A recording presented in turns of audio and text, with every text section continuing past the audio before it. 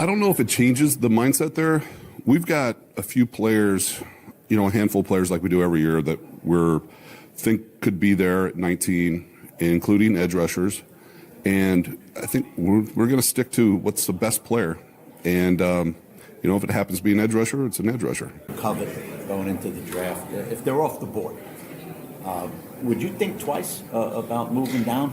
No. 5 spots or whatever, and getting an extra 3rd or 4th round pick? No, not at all. It depends who's there and how many players we still like in that next tier. Right. But no, I've done it before. Always enjoy doing that because I like the picks. But recently, it just has worked out that there's been a player that we just really, really like Graham last year. So, but no, it's always going to be it's always going to be an opportunity and something that we think about to do that. Hello, Bucs fans. Welcome back to Real Bucs Talk. We are live here on a Monday, and I'm excited to be joined by my good friend Evan Winter of A to Z Sports. Evan, it's good to see you, my man. How you been? How's everything going? Been great, man. Happy to be on here, and it's good to talk some Bucs. And hey, one day away. Tomorrow's April Fool's, but it's also the start of April, which means it's draft season. So officially draft season. So let's go. Yeah, absolutely. I think as you guys heard, Jason Light just talking about the draft strategy and how, Hassan Reddick doesn't really stop them from taking potentially an edge player. He talked about potentially trading down. But before we get into all that, I just want to get your thoughts on how do you feel the Bucs have been doing so far this offseason? What moves did you like, or what makes you question, or any just concerns and overall, what made you excited about their moves so far? Yeah, I mean, automatically right off the bat, my favorite move of the offseason. And I mean, as a Bucs fan, I've been a Bucs fan since like the mid '90s, so it makes sense to say this, but at the same time, it's also kind of strange to say it just overall as a football fan. But the signing of Ben Bredeson, or the extension of Ben Bredeson, rather, I should say, since he was signed before free agency, that's the best move and the move that I'm most excited about this offseason because – and this is what I meant earlier, just a second ago, as I said, being a longtime Bucs fan, is the fact that offensive line play in terms of being good has been a rarity pretty much for the longest of times. Now, over the last 10 years, it's been a lot more common, right? Especially since the back half of 2020. And that's what this move allows. It allows the continuity and the cohesiveness of what we saw from last year to continue on, under Chris Gazzard, the new offensive coordinator. So that's such a rarity too, as well. It's so hard to find a team returning the same starting 5 offensive linemen, much less the, same starting offensive 11 from the last year. Regardless, that is going to pay off in a major, major way, especially when you do have a new play caller in Grizzard, no matter how familiar and present he was last year in terms of, helping the offense. Yeah, for sure. I think, and Jason Light talked about that today, how important offensive line is. It's probably the most important position or most important room, I guess you could say, for a team, and how, that helps everybody out. If you have a good offensive line, usually your offense can produce at a high level. And we saw that last year. So that makes you feel good. It makes you feel confident. But moving from that, I mean, you look at the other moves that they brought in, obviously Hassan Reddick. We talked about this off air. I understand some of the reservations just because of what he went through last offseason with the Jets. But I think when you really look into that, sometimes it's just bad organization that he was a part of, and usually bad things just kind of take place when that happens. I mean, and now you're transferring to a good organization in the Bucs and how they run things. It could mean, better opportunity and just better play overall from that said player. Yeah, and that's what you're hoping for, right? You're hoping that last year was just an aberration and that the whole entire thing was, just a thing of the past at this point, right? Yeah. And I thought it was a fair question. I don't know who asked Jason today at the spring meetings, but they asked if he spoke with Howie about it since him and Howie have a relationship. And he mentioned even that was fair. And you wonder kind of what the take was there as well. Yeah. And yeah, sure. If it works out, the Bucs have a complete steal at the position, right? A premium elite pass rusher for Yeah. a deal 12 up to $14 million. Right. At the same time, we'll see. It reminds me a lot just of, I don't know. It's a gamble worth taking, but at the end of the day, I don't know. It's just hard for me to see how it works because even though the Jets were the Jets, once he got on the field after he ended his holdout, no matter what the dynamics and context were, the dude just simply didn't produce. Yeah. So it'll be interesting to see. But either way, it's the best part about that clip that you played from Jason Light is the fact that he said, no matter what's going on at 19, we're taking the best player available. So as long Right. as that's not, a tackle, which obviously they're going to have I say that that's an extreme example, right? We know they're going to have the common sense not to do that. But I'm just saying, like, as long as that's not some kind of crazy situation, then Right. obviously it should end up working out overall. Yeah, absolutely. I think we can, rule out quarterback. We can rule out running back. I Yeah, don't I know, would hope. quarterback. I don't know, man. No. I hope we could rule out wide receiver. Obviously Chris Godwin coming back. I mean, what's your thoughts on him? Bringing a guy like that back to the team. Yeah, I love it. And I mean, dude, for him to leave that much money on the table, and I don't know what the official number ever came out to. I don't think anything ever official has come out because you've heard 20 as much as 30 million left on the table. Either way, that's more than most NFL players make in their entire career. So the fact that he left just even the minimum, if we're talking a 20 to 30, spectrum, even if it's on just the 20 side of things, I mean, dude, you just can't put that into words what that means for both him and the franchise. And his press conference after, the deal became official and was on the Right. books and everything, was one of the most humbling press conferences I've ever watched. I mean, it's just the vibe that you get from the relationship between Chris Godwin and the Bucs organization is just something that you just don't see a lot these days. And it's what makes, this era of Buccaneers football so special.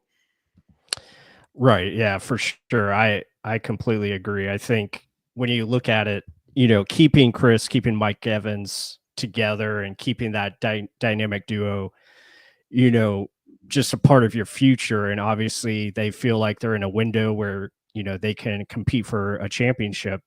Bringing that guy back, I think it makes a lot of sense to have them, and then obviously it allows Jalen McMillan to hopefully continue to rise and maybe extend what he was doing, upon of what he was doing last year, and hopefully take that next step.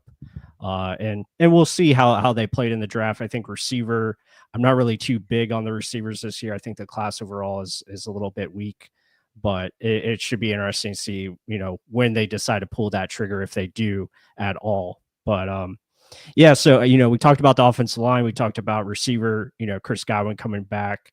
Hassan Reddick obviously being the big free agent move, but overall, I mean, just your thoughts of this team, and what's your thoughts of the new offensive coordinator, obviously losing Liam Cohen and the drama that happened there, and how do you feel like this this team can they take that next step going into this season?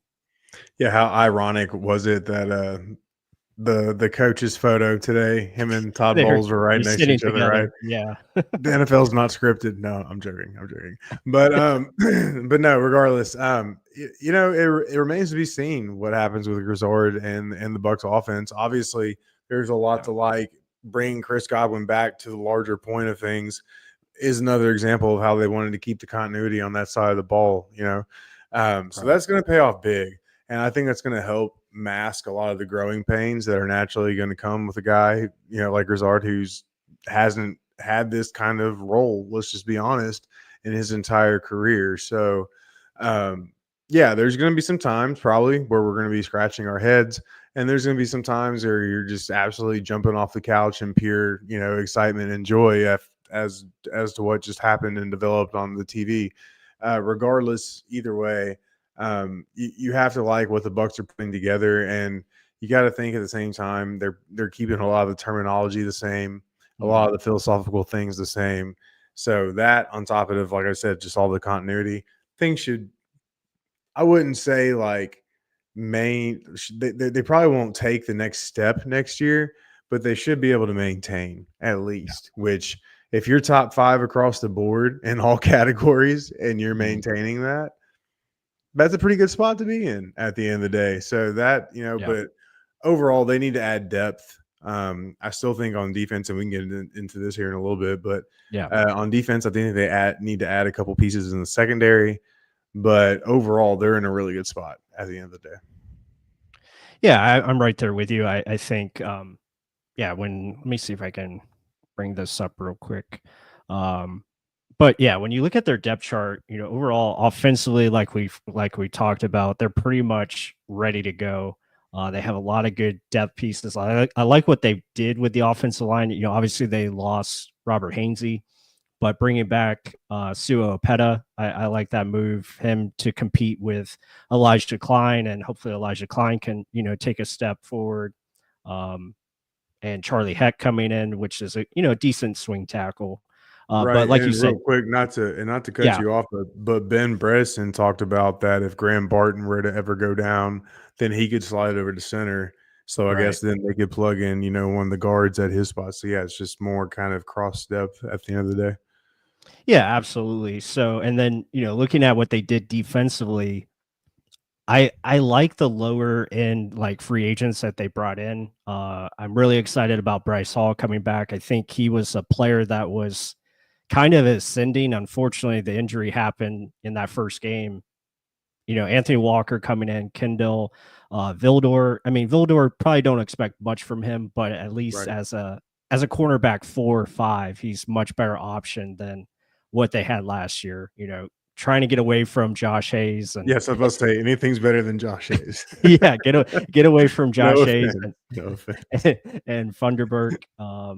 So yeah, I mean, just talk about the overall thoughts of linebacker, with Anthony Walker coming in. Obviously you bring back Levante. They have high hopes for Savasier Dennis.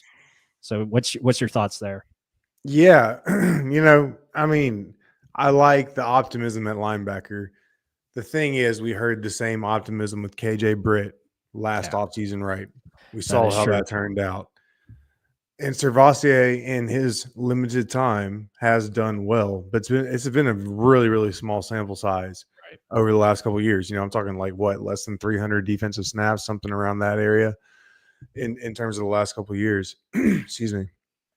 So, there's still questions there. You got to have the depth. Anthony Walker, his career has been a rotational player, has also had some health issues. Right. Excuse me. Hold on 1 second. Oh, you're good. Yeah, I mean, I'm there with you as far as Savasier. I think they need to add to that room still, the linebacker room. So I think that's important. Savasier just hasn't stayed healthy. And I think they feel confident that he's going to be healthy going forward with the, surgery that he had with his shoulder. And it seems like everything is good to go there. But yeah, I mean, I think at best you've upgraded over KJ Britt. With Anthony Walker, you feel more confident that you have a serviceable backup at least, or at least someone to challenge Servassier. But now it's like, what can you add in the draft? I think that still needs to be, a position that they think they need to add to, because it's important to have somebody in the fold if one of those two options don't, pan out, or let's say Levante takes a step back, which is certainly possible with him, being 35 years old. Yeah, and that's what I was trying to get to before my voice just crapped out on me. But, you're fine. Yeah, but yeah, on top of the questions that you have right now, there's not like a bona fide long-term plan at the position, right? Yeah. So Jihad Campbell at 19, if he's there, makes all the sense in the world, because not only is he multifaceted like Levante is, he can cover, he can blitz, he can go against the run, even though, as with any rookie, he's got his areas he can develop in, but he's shown that he can do all of it. And the key thing is he's a sure tackler. As great as Servassier has been in coverage, he's been an absolute liability when it comes to tackling. He has a 23.5% missed tackle percentage for his career. Yeah. I mean, Jihad last year missed 5.5% of his tackles at Alabama. I mean, obviously that's college to NFL, right? We got to contextualize that in the proper terms. Right. But when you look at the traits, just what he's put on tape, so on and so forth, that's an upgrade in that position, and he can still cover. So regardless, I'm kind of starting getting off on a tangent. Either way, we don't. There's not a long-term plan at the position right now, and there is potential, but also unproven potential. So, yeah, I mean, the Bucs, I think if there are viable solutions there, especially early in the draft, they should absolutely add to the linebacker room. Yeah, I'm right there with you. We've talked plenty of Jihad Campbell on this channel. We talked a lot about Chris Paul Jr. Those are two of our favorites. We got a little bit into Jalen Walker, but again, I think he's someone that could go super early, or he could potentially fall. It's kind of like one of those boomer bust type of options, and it really just depends on how teams are going to utilize him to maximize his value. You look at Carson Schlesinger, Demetrius Knight, all those guys have been talked about. But yeah, I'm right there with you. I think linebacker is definitely going to be an early need. When we look at other position needs, we've talked about the secondary, and we talked about edge rusher, defensive line, etc. But wanted to get to because you put out a good article today with I think it was like your writer's mock draft that was out on the site. I want to just talk about, like, is Will Johnson a legit possibility? Because I would love that move, getting him from Michigan. I think he would make a ton of sense, and obviously be someone that the Bucs probably don't expect to be there. But if he is there, obviously that's an easy choice for them. Yeah. So as we were putting it together, as soon as I realized he was there, as I was looking through everything and saw that, I immediately messaged our entire NFL draft staff, and I said, did we mess something up? Like, what has happened? Am I missing something? And apparently, yeah. If you go, so one tool that I really like, now granted, it's a week-to-week update. So for instance, all the data it collects, this past week, it's going to reflect differently than it did the week before, because it collected a bunch of different data the week before, right? So regardless, grindingthemocks.com, what it does is it takes literally every single mock draft out there, and it weighs, though, in terms of like who makes it. So for instance, ESPN's mock drafts way heavier than our mock drafts, which makes a little sense, right? It's fair. Regardless, he's actually, our draft staff said that is entirely possible. There is a chance. Now, that would be his floor, though, in terms of where he falls. And then, when you go on Grinding the Mocks, and then you go to like the individual player cards, like the player pages, trendings, he's fallen back to like 15, 16 as of late. So I personally, I would still, even with all this, I would still be surprised if he was there at 19. I really would. But if he is there, as I mentioned in the article, the Bucs better teleport through the TV to that podium. Like, Jason Light better make the pick himself, because my God, would that just be exactly what they need. And as I mentioned too, even though they have Jamel Dean and Zion McCollum, sure, the idea would be he competes with Jamel Dean. If worst case scenario, he doesn't beat him out, and you've got really good depth at CB3. Best case scenario, he does beat him out, and all of a sudden you create $12.8 million plus in cap space, because Jamel Dean is now a post-June 1st release. So, Right. Yeah. I think again that would be a win-win situation where Will Johnson's good enough where he could potentially play inside for you as That too, well. You right? could put him at Mhm. at nickel and then have Tyke Smith at safety. So you just add more to your secondary room. But at the same time, Jamel Dean he's been hurt. That's something that has happened for him. So having that depth, having Bryce Hall as your fourth corner, that makes everything that much better. And I think competition always makes you better. So that's very important. Um, yeah. Well, So yeah, and I'm real just quick, yeah, no, and real quick, I mean, look at it this way. Not only have the injuries have been an issue with Jamel, but ball production. Even Todd Bowles said he catches the ones he shouldn't, and he drops the ones he should catch. yeah, And also, put it this way, Will Johnson had more career interceptions at Michigan than Jamel Dean has in his entire NFL career. So, I mean, yeah, there's that as well. I mean, yeah. Yeah, for sure. Yeah, so when we get back to just the Bucks offseason, obviously we've talked about the offense, we talked about, changes at OC. Obviously, I think there's gonna be some regression there just because it's gonna be hard to match up what they did last year as far as what Cohen was able to do with the scheme and everything. But, if they can still be in that top 10, top 12 range, I think you're feeling good. But when we look at this team overall, just how do you feel about that's what I wanted to ask you. Like, how do you feel about Coach Todd Bowles and what his adjustments he's been able to make so far this offseason as far as it seems like his mindset is changing a little bit. I do like that they brought in the game management coach, which is cool. So just your thoughts on him and how he's, I guess, showing willingness to make changes. yeah, I mean, it's what he's shown.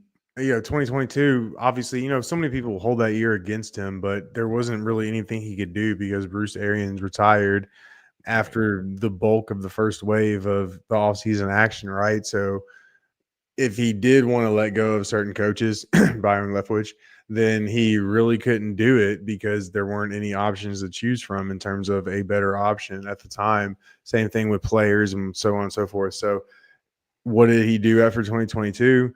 He dropped Byron Leftwich, who was a Bruce Arians disciple. He cut that trend of the Bruce Arians offense, and he immediately went out to somebody in Dave Canales, who was completely different in terms of both philosophy, play calling, all of that stuff. Same thing with Liam Cohen. Sure, like they're kind of from the same cloth a little bit, but still, Right. Liam Cohen is an absolute McVay guy, where Dave Canales came from a little bit of a different tree branch, and so on and so forth. But yeah, he's shown every single year outside of promoting Grizzard because obviously at this point you want to keep some kind of continuity, just like we mentioned, especially when you had the success that you had last year. But regardless, yeah, I mean he's showing that he's willing to go out and do things differently, and I think that's a huge sign in terms of good leadership. And I think honestly, I think it's something that he's not getting enough credit for at the end of the day, at least in terms of just like the majority of talking points. I think there are people like us who pay attention and who recognize this stuff and we talk Mhm. about it and notice it. Right. But just in terms of the masses, quote unquote, I don't think it's getting enough attention. Yeah, I think it's a big deal, just showing like his willingness to, grow as a head coach. I think that's important. You always try to adapt and get better. And that leads me into, our next talking point, which is when you look at this Buccaneers team, and obviously there's still moves to be made, the offseason isn't over. But right now, just looking at it, where would you stack this Bucks team against the NFC and obviously the top team in the Eagles versus the other contenders around the NFC? Yeah, it's really interesting, because you look at the rosters and you got the Lions who Mhm. pretty much outside of losing Kevin Zeitler to the Titans and losing Zadarius Smith, which there's a chance that Zadarius Smith comes back. It's hard to really bet against the Lions, even though they Right. craft the bet against the Commanders. The Vikings, questions at quarterback and left tackle. And there are some questions on defense still. You know, I wouldn't really buy into them as much as last year, even though they're still very talented. Overall, I would say it's the Lions, the Eagles, the Rams, and the Commanders Yeah, Rams. that Okay. the Bucs are in the same conversation with. So what? That's a top 5 team in the NFC, easily Yep. a playoff team, easily the best team in the NFC South. If you want to stack against across the league, I think you can kind of keep them in that top 5 to 7 category because the AFC, I mean, you really what? And look, the Ravens are great, but at this point, it's purely about what they do in the postseason. I don't care if they go 17-0. I could still easily think that they're going to lose in the divisional round as much as they would if they went 12-5. You know what I'm saying? Chiefs, a lot of Yeah. questions there. I mean, really, the most dominant team in the AFC are the Bills. So you're Yeah. talking, yeah, the Bucs are easily a top 5 to 7 team in the NFL right now, I would say. Okay. And I think it would be hard to argue otherwise. Yeah, I think they're in a good spot. Again, they're a team that I think is continuing to ascend. Obviously, it depends. Like, can they continue to draft like they have been? You know, over the last 2 years, the drafts have been pretty strong. So you just hope they can continue to do so and have another strong draft in this class. Where the class overall, again, it's not super strong, but it has a lot of quality players where you can get, good NFL players that can contribute in a role and provide depth. So I think that's what they're looking for. But that brings me to our next, kind of transition. You talked about NFC South. I want to bring this obviously the Bucs, but kind of like lead into my point where I think the Panthers have really, as far as what they've done this offseason, as this loads, of course, it goes out. But they've done a really good job of, I think, adding pieces, especially on the defensive side of the ball. Just your thoughts on the Panthers, and then we'll go into other teams as well. Yeah, easily in the NFC South, that's like the biggest Oh, did I riser. lose And you? can you hear me? Yeah, I can hear you now. Okay, cool. Yeah, so easily Panthers are in terms of the biggest riser in the team to watch out in the division this year. It's easily them. You know, the way their season ended last year reminds me a lot of how the 2023 season ended with Canales. A lot of bumps early on, Yeah. but once players started getting things down, so on and so forth, they started to really take off and do pretty well. And there was even a stretch during like week 10 to 12, even week 10 to 13, something like that, where the defense was playing really, really well. There was that Eagles game where Jalen or AJ Yeah. Brown afterwards started, bringing up all his issues with the passing game, so on and so forth. And that was after the Panthers game. So, yeah, really like what they're doing. They've got some good draft picks as well, top 10 pick, number 8. And yeah, I mean, if they add the right pieces, they're going to be kind of a challenge at the end of the day.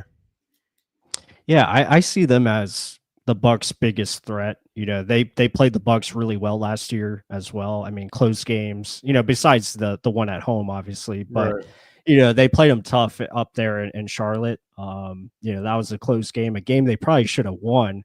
And who knows what happens to the Bucks season Anthony after that? Nelson. Yeah, Anthony Nelson, saved Todd Bowles, saved the Bucks. So they are definitely a threat. I think they have a quarterback that it looks like he's got things under control now. So good offensive line, I think, for the most part, that is, I think, on its way up.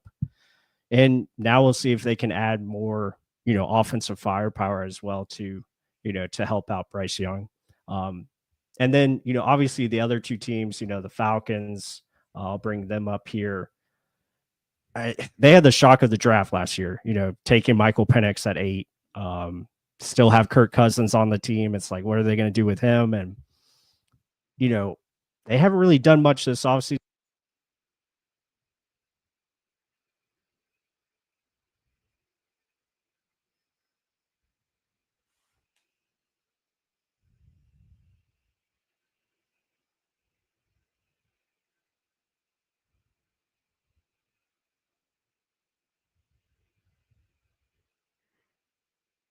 Hey, I think I've lost you, Mike. Oh, okay. Am Okay, I no, back? I got you now. I got Oh, you now. Yeah. okay. Yeah, I was talking about the Falcons. If they just took a step forward in your eyes, or what do you think their outlook is for this season? Yeah, it's really tough because you really like what they have on offense, right? The offensive line, even though they lost Drew Dahlman to the Bears, Yeah. returned 4 or 5 starters. Let's see what happens at center, which is obviously a really big deal, especially when you have, a guy like Michael Penix trying to still develop. Really like what they have at receiver. Obviously, Kyle Pitts, outside of year one, has been a disappointment. Bijan Robinson's one of the best running backs in the league. Offensively, you have to like it at the end of the day, outside of being a Bucs fan. The defense is still a big question mark. Raheem Morris just couldn't get it figured out, and Jimmy Lake got fired after year one. Yeah. I don't know. I would not put much stock into the Falcons. That's all I have to say at the end of the day. I would still, in terms of fantasy football, I would take Bijan, or Bijan. Sorry, I always say Bijan for some reason, but I would take Bijan, top 5 all day long. But yeah, I don't know. I just would not put much stock into the Falcons. Gotcha. All right. So I'm going to take note of that. I know your fantasy strategy since we play in a fantasy league. Actually, no, I have a different fantasy strategy this year, as long as it works. But I have a feeling many other people are thinking the same thing. So. Yeah, that is true. That is true. And then lastly, the bottom feeder I think in this division this year is going to be the New Orleans Saints. I just don't see it. I know they have, new coaching staff. They bring in what's his name, Kellen Moore, Yep. over from the Cowboys, and Brandon Staley as the DC, but they just they just continue to try to put out the same formula, and it just hasn't been working. Yeah, just leave it right here on the roster right here. So for starters, Yeah. you've got Chris Olave, who had like 10 concussions last year, but regardless, Right. went on IR. You had Rashid Shaheed, who injured his knee. I think it was a torn ACL, IR. Yeah. So your top 2 receivers are coming back from big time injuries. You've got Dylan Radins, who is not a proven product whatsoever, and then also Trevor Penning still has a lot to prove. And then you have Derek Carr as your quarterback. I mean, right there, just the offense, even though Kellen Moore as much success as he had with the Eagles last year and then with the Cowboys before that, as you mentioned, I mean, there's just no guarantee that, in terms of year one, at least, that this is going to provide fruitful results.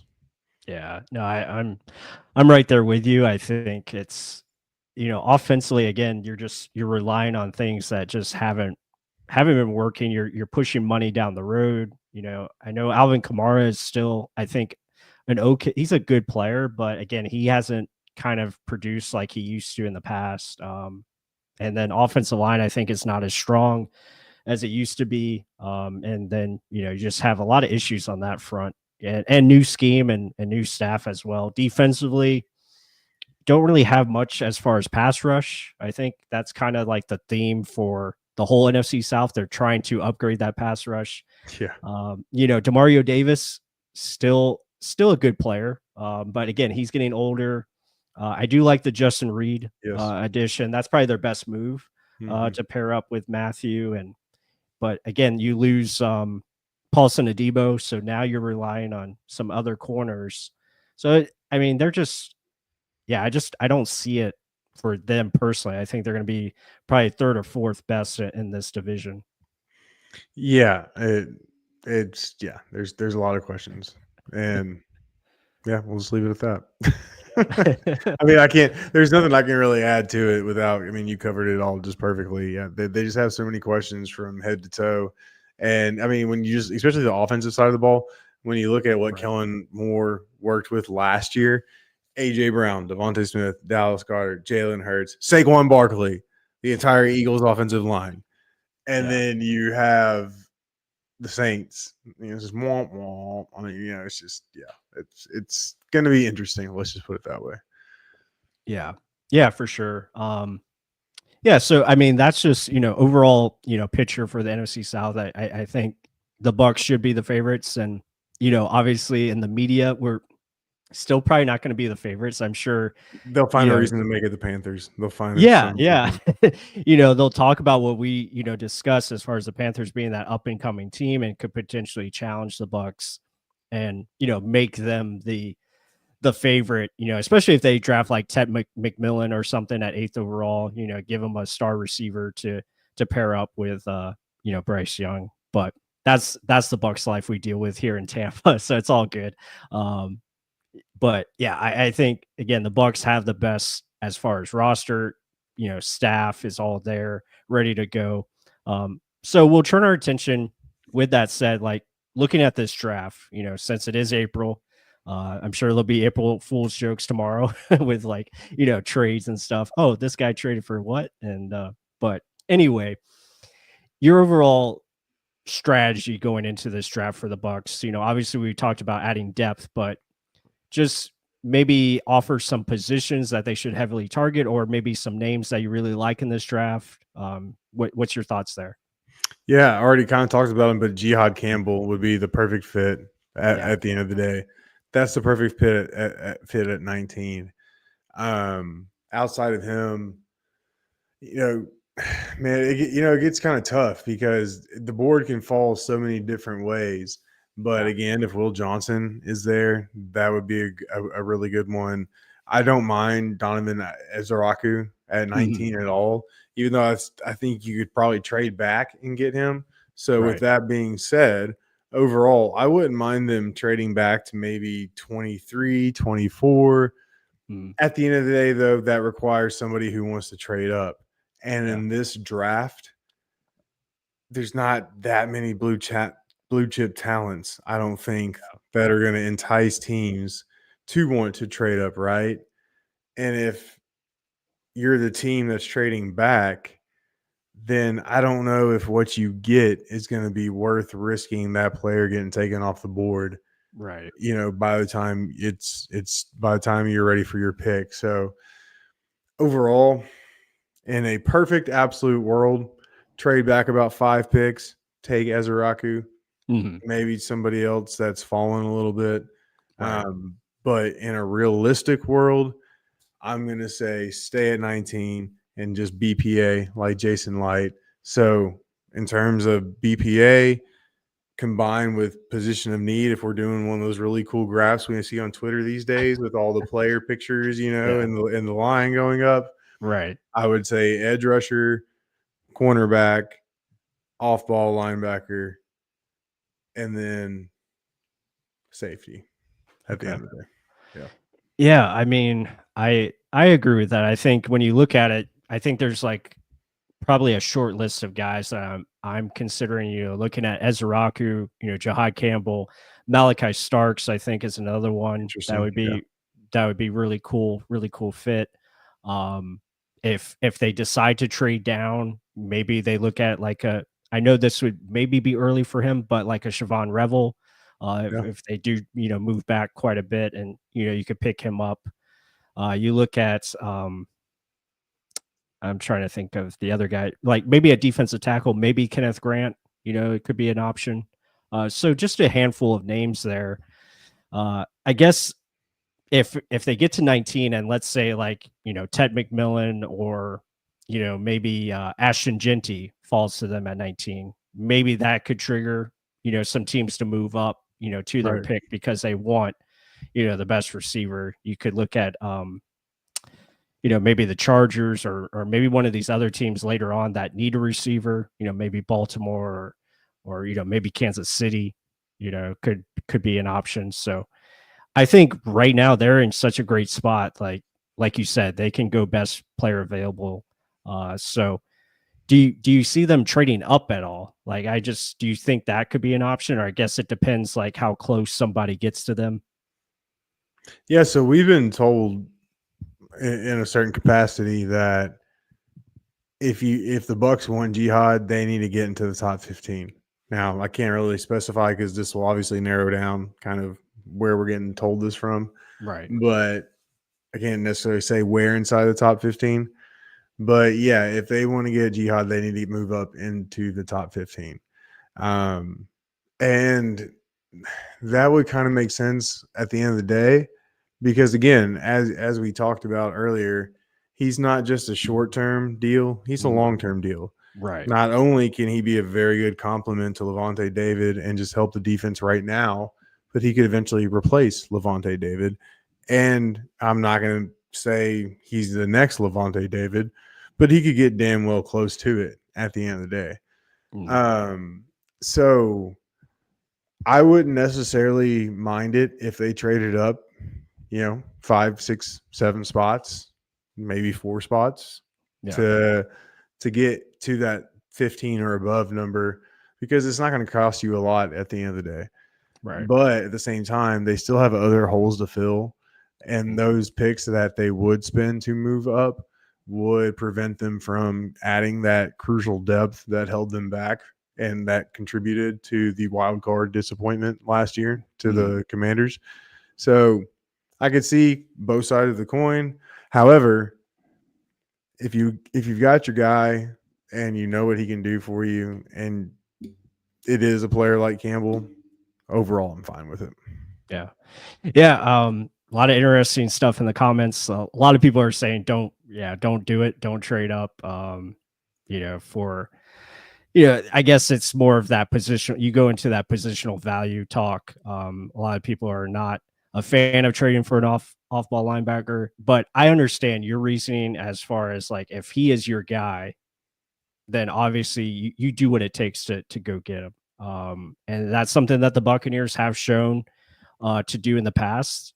Obviously it was different. They did it for Tristan Wirfs. He's a, offensive tackle, which is a more premium position, and you only had to do, one spot up to get him.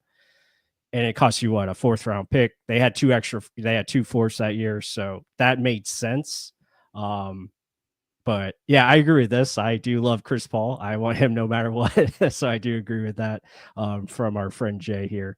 I think that would be a great selection.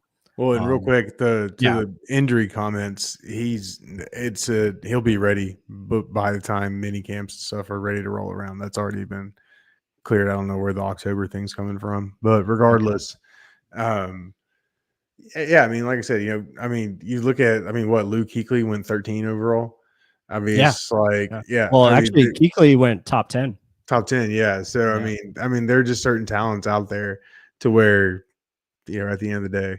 But regardless, like, that would be the right move. And again, at 19, or even just trading up, I mean, honestly, what other player would make more sense at that point in time that the Bucs would be interested, right, at the end of the day? Yeah. No, I agree with you there. I think, Ezraku, I think, is someone they are going to really like just because of what type of person and how he fits as far as what they want from a pass rush standpoint. But you can also say that about Jahai Campbell. I mean, the guy's a great leader. He's, from Alabama, and obviously has the right mental makeup, has the physical traits that they look for. So it makes a lot of sense. But I also see, what the fans are talking about here in the chat as far as waiting on linebacker, because there's other guys to, consider, and they could be, not saying they would be as good, but they can do what they need as far as, from that position. So they have a lot of flexibility. I think that's the beauty of it when you look at this draft. Yeah, 100% all day. Yeah, for sure. So with that, I mean, what do you, any guys that you like as far as in the later rounds, or any other favorites outside of Jahai Campbell? Yeah, no. So late round, I mean, and you've heard me talk about him a little bit before, but is Zoff Frazier. I mean, Okay. dude, I mean, obviously he's going to be a round 6. Obviously, I know the Bucs don't have a round 6 pick, but he's going to be a day 3 pick. He might get into the 5th round, but most likely round 6, round 7 pick. But in terms of just overall tools, traits, and just what he put on tape and what he could mean inside of Todd Bowles' defense. I mean, dude, 6'3", 190. It's got lanky arms. So a lot like, Antonio Cromartie back in the day. 6 picks last year. Can play man and zone. I mean, dude, like, just all the tools that you want in the world. Absolutely love what he can do. And again, he'd be a cornerback, come in, do special teams while, he develops, so on and so forth. But then him, and then I really like the dude out of Darius Robinson. Really Okay. like him a lot as well. Obviously, I'm a defensive guy at the end of the day. Really like those. But then also the wide receiver, and his name's slipping me right now, out of Iowa State, though. Jalen Noel or Jaden Higgins? Jaden Higgins, yes. Yeah. Absolutely Okay. love him. Big guy, can stretch the field, but also be a red zone target. So those three right now, in terms of just my draft, guys that are catching my attention outside of round one, definitely those three. Yeah, we did a film study on Jaden Higgins. Really like his game. He's polished receiver. I like his teammate as well, Jalen Noel. I think he's an explosive guy. He's supposed to have a top 30 visit with the Bucs. Yep. But Higgins is again has that size, has the athleticism and ability to make plays. So I could see him easily going in the top 40, selections at some point. Jalen Noel is another one that could be around the Buccaneers' second round pick. But I brought up Zy Frazier here on the screen, the guy you're talking about. Yeah, I mean he's got everything you want. Size, he's got the athleticism, obviously 4.36, which is crazy. So yeah, he's definitely one that I think will rise. I could see him going anywhere from, like you said, day 3, round 4 to maybe round 6, somewhere in that range, because these are traits that teams want to bet on. This is something that you want to bet on, and they did it with Zion McCollum. And I think adding a guy like this next to Zion, that would be pretty fun. Yeah, and he's got the ball production too. Like I said, Right. 16 receptions last year. So Yeah, I mean, yeah, what is there not to like? And once you get into that round 5 back territory, it's all about traits and tools and just what you can, the ball of clay that you can mold. Who cares really? I mean, yeah, obviously the tape means a lot, but who cares really about what the production and whatnot says? It's all about, what they're showing at the end of the day. Mm-hmm. Yeah, for sure. Yeah, so I mean, lot of discussion here so far today. I really enjoyed everything we talked about. Offensively, there's a lot of things to be excited about. We have the new offensive coordinator. Free agency, I think, went pretty well, or as well as you could expect for the Buccaneers as far as what they brought in. And obviously they're set up great for the draft, because there's going to be somebody left at 19 that is probably going to be a very solid player. Looking at other prospects as well, trying to think of anyone else. I know we talked about this guy earlier, kind of like way earlier in the offseason, but Siobhan Ravel is like really intriguing to me, just because he was supposed to be a top player in this class, but unfortunately, the ACL injury happened. And I know he's someone that, just caught my eye early, and I just wanted to get your thoughts on him, and what do you think about him as far as a prospect, and could he be a potential round 2 target for the Bucs? Oh yeah, for sure, 100%. And he makes a ton of sense there in round 2 for them. Right. Obviously has the injury concerns and obviously the competition concerns as well, coming from, I mean, obviously ECU's a Division 1 school, but doesn't really play the top competition, in the entire division. So regardless, yeah, I think you make a lot of sense in round 2, especially as a developmental guy behind Jamel Dean and Zion McCollum. But I would not go any higher than that. Yeah, I'm right there with you. I think kind of like in the same boat as there's a lot of potential options for that round 2, and I think round 2 probably will be a corner if they don't get one in round 1. It just seems like the depth and the class really falls well there. When you look at Darian Porter, I know that's been a hot name in our group chat. I think Benjamin Morrison. I was looking at him last night. He really popped on the tape as far as 2023. I think he's someone that maybe goes sooner than most people expect, just because he hasn't really been talked about. I really like his game. So yeah, I think there's plenty of options there. Just looking at corner and on day 2, and then round 3 could be potentially for offense or maybe defensive line. That's another strong position for sure. Yeah, for sure. Gotta like what you're seeing there, 100%. Yeah. All right. Well, I think that's going to do it for us, guys. It was always a great time having you on, Evan. I want to give Yeah. you some time here just to talk about your website that you run, A to Z Sports, and just what you guys have going on. A lot of great content over there. I really enjoy the YouTube content that you guys are putting out, especially with your film studies and just different things for the draft. It's been really cool to see. So I just want to give you the floor here and talk about the great website you have. I really appreciate that. And again, thanks for having me on, man. It's always a pleasure to be on, and hopefully I can come back down to Tampa this August and we can kick it like last time. But Yeah, regardless, either way, A to Z Sports. I mean, we've already got all 32 teams under our belt in terms of the NFL, and then we already have about a dozen college teams. We're going to expand to about 4 or 5 this off season to put us closer to about 20. And yeah, like you said, branching out in terms of YouTube, doing videos for certain teams where it's 3 to 5 videos per week, just talking about whatever's going on with that specific team and in that certain time space, and growing like crazy. Had over 100 million hits last year. And a lot of it's all because of probably people watching the show right now, and appreciate everything that everybody's handed out to us, and we're only looking to continue to grow and provide everybody with the best coverage that we possibly can. So it's been a lot of fun, man, and I appreciate you giving me the time to speak on it. Yeah, absolutely, Evan. I appreciate your work. I think you are one of the best in this business. I think it's really cool to get your insight and what you bring to the table. So anytime, you're always welcome here on Real Bucs Talk. It's always a pleasure. I want to give a shout out to all the people that join us in the chat. It's always good to see you guys. A lot of familiar faces in there.